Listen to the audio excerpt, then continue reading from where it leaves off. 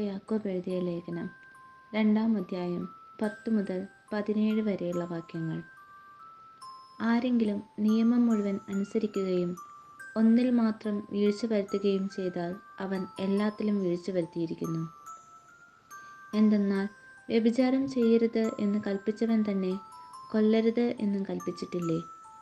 നീ വ്യഭിചാരം ചെയ്യുന്നില്ലെങ്കിലും കൊല്ലുന്നെങ്കിൽ നീ നിയമം ലംഘിക്കുന്നു.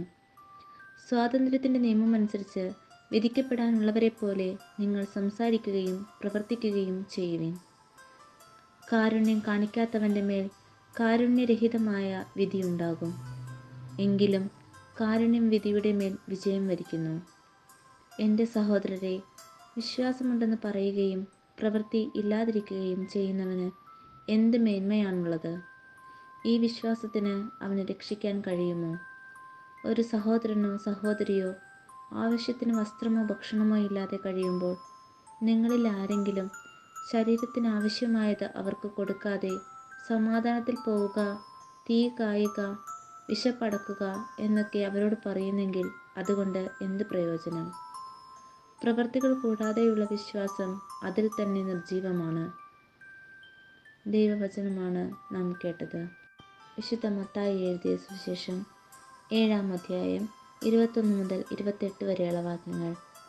കർത്താവേ, കർത്താവേ എന്ന് എന്നോട് വിളിച്ചപേക്ഷിക്കുന്നവനല്ല, എൻ്റെ സ്വർഗസ്ഥനായ പിതാവിൻ്റെ ഇഷ്ടം നിറവേറ്റുന്നവനാണ് സ്വർഗരാജ്യത്തിൽ പ്രവേശിക്കുക.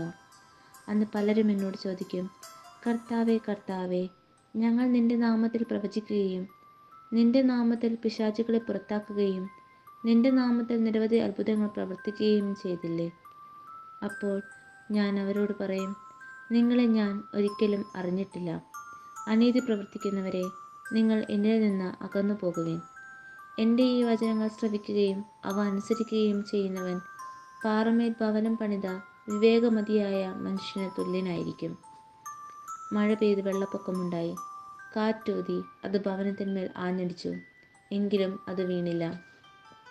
എന്തുകൊണ്ടെന്നാൽ അത് പാറമേൽ സ്ഥാപിതമായിരുന്നു.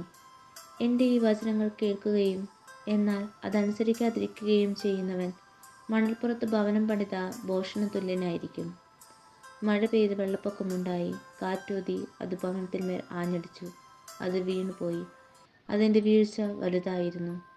യേശു ഈ വചനങ്ങൾ അവസാനിപ്പിച്ചപ്പോൾ ജനാവലി അവൻ്റെ പ്രബോധനത്തെപ്പറ്റി വിസ്മയിച്ചു.